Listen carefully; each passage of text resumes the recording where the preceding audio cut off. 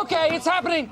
Everybody stay calm. What's the Everybody procedure, stay calm. everyone? What's the procedure? Stay calm. Wait. Everybody calm down. Well, believe it or not, but whatever the next Call of Duty is gonna be called, it's doomed. Because now, and you surely know this, but Grand Theft Auto 6 has been pushed back yet once again to November 19, 2026. That's another 6 months delay from the initial release date, the 26th of May. Now for me at least, I already saw this coming. They did the same with Grand Theft Auto 5, and then Red Dead Redemption 2 also saw like 3 delays, so this isn't anything new. However, there's been a ton of speculation online, and with everything that's been going on recently, things might not be looking so great. So I thought, let's try to make sense of what the hell is actually going on at Rockstar, and more importantly, is Grand Theft Auto 6 gonna be delayed again?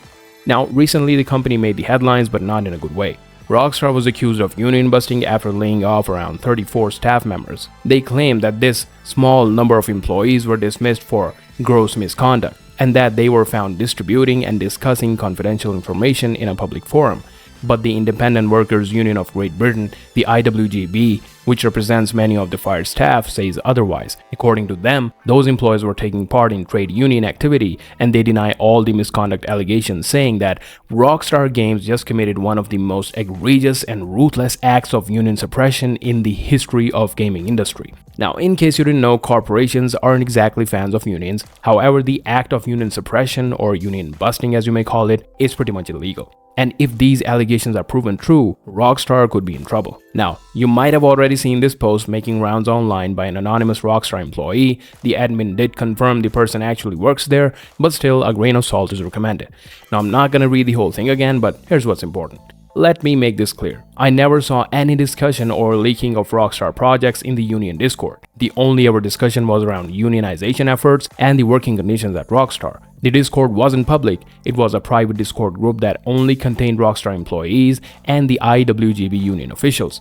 This was union busting and nothing else. Everyone fired was a union member. They were also predominantly from those who were on the union organizing committees of each UK studio. Now, first of all, the guys at Rockstar are not stupid. The decision to delay the game wasn't made the night before the announcement. They probably planned this a while back. They likely discussed it internally with Take-Two before announcing it during the earnings call. They knew the stock price would take a hit. They knew the fans would be furious, and rightfully so. So why would they fire a bunch of devs at the same time and invite more heat, slow down the development of Grand Theft Auto 6, and even possibly risk getting into legal trouble? My guess is they wouldn't have done it unless they had strong evidence of this alleged gross misconduct. Or maybe I'm wrong and Rockstar are a bunch of idiots, but anyhow. According to the anonymous employee, let's just call them Joe, the discussions were only about unionization efforts and working conditions at Rockstar in a private group, and there were no discussions about Rockstar projects, which on paper sounds okay, but here's the thing. Leaking confidential information doesn't always mean posting some new GTA 6 footage online. Even the boring stuff like scheduling, project deadlines, or even headcount allocations can count as confidential information. Resource management is also something that companies, and especially super secretive companies like Rockstar, would never want to disclose to anyone. And while the Discord was private, those IWGB officials probably were not Rockstar employees. So if certain internal details were shared with them, that could technically violate an NDA. So yeah, Rockstar might actually have some solid proof up their sleeve. But still, let's get one thing straight. Of course, the employees are gonna deny sharing any kind of confidential information, just like Rockstar would deny the allegations of union busting. None of these people are gonna come out and tell the truth. And we won't know anything for sure until things get settled in court or with employee tribunals or whatever. I don't know, man, I'm not a lawyer. I'm just a smooth-brained gamer who runs a small YouTube channel. So yeah, if you're new here and enjoying the content, please hit that subscribe button. We're getting closer and closer to hitting 1,000 subscribers, and your support would mean a lot. Also, don't forget to drop a like and your thoughts about everything that's been going on at Rockstar in the comments down below. Thank you. Now, I've heard some people say that this could count as whistleblowing, but I don't think that's the case. Whistleblowing usually overrides an NDA when a company is doing something illegal or unethical, like harassment, fraud, or extreme labor abuse. If an employee exposes something like that, then the NDA does not matter.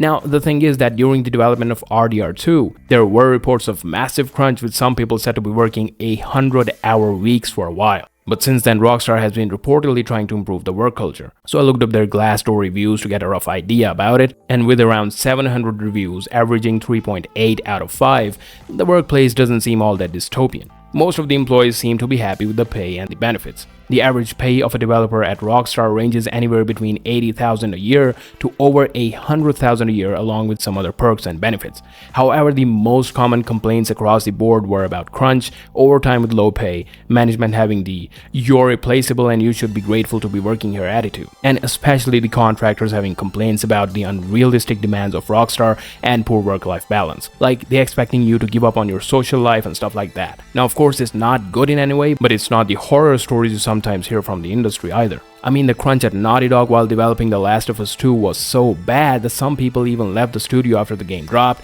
and some devs were so fed up they actively wanted the game to fail critically. But anyhow, in the last few years it is said that Rockstar has improved things quite a lot. As also reported by Jason Schreier after talking to some people at Rockstar, the conditions are now night and day compared to how they used to be. So is there anything illegal or unethical going on there? I don't think so. If things were really that bad and the morale had hit rock bottom, why would these people fight and protest to get reinstated into the same company? Also, I'm sure that many other employees would speak out as well. So in my understanding, there is no whistleblowing. I think the employees might have actually shared something that technically violated their NDAs. And since this information reached IWGP officials who are not a part of the company, Rockstar can easily classify it as gross misconduct. And of course, that also gave them an excuse to get rid of the key union organizers, hitting two birds with one stone, because at the end of the day, they would obviously want these people gone. Now, another interesting thing Joe had to say was this: "These colleagues of mine were hard workers who have spent many years at Rockstar in critical roles.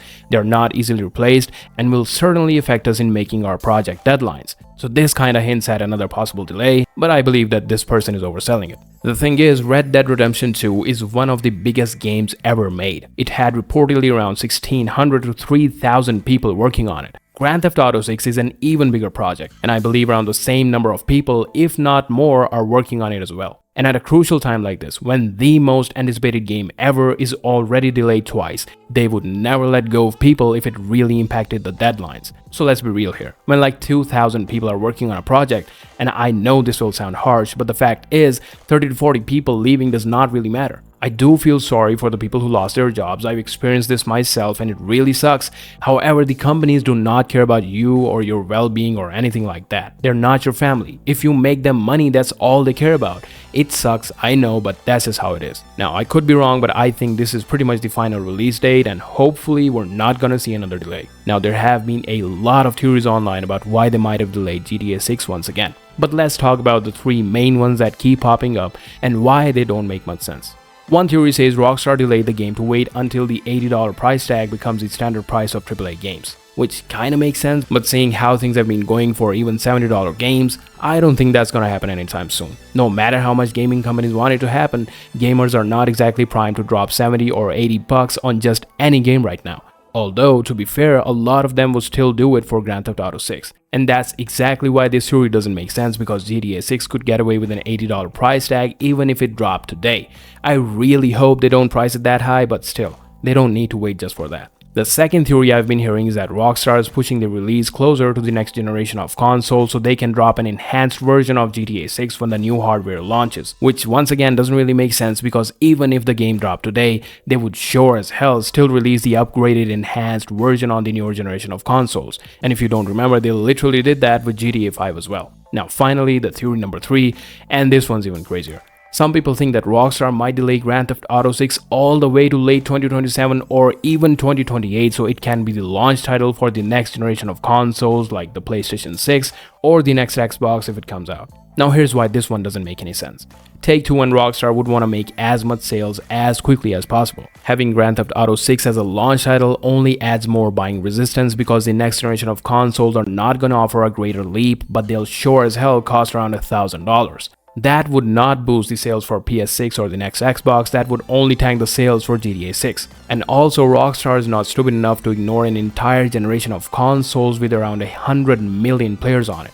And let's not forget, right after the Grand Theft Auto 6 delay announcement, the Take-Two stock took a massive hit. It fell from $252 to $233 and has still not really recovered. On top of that, this delay reportedly has already costed them around $60 million more in development cost, while the total budget is rumored to be well above $1 billion at this point, and that's excluding the marketing. Another delay would only make it worse. So I believe that they're just taking their time polishing the game to perfection, and the new release date of November 2026 is literally perfect for them. Right before the holiday season, when a lot of people are sitting at home wanting something new to play, they know that will multiply their sales numbers like crazy. And let's be real, Call of Duty doesn't even matter.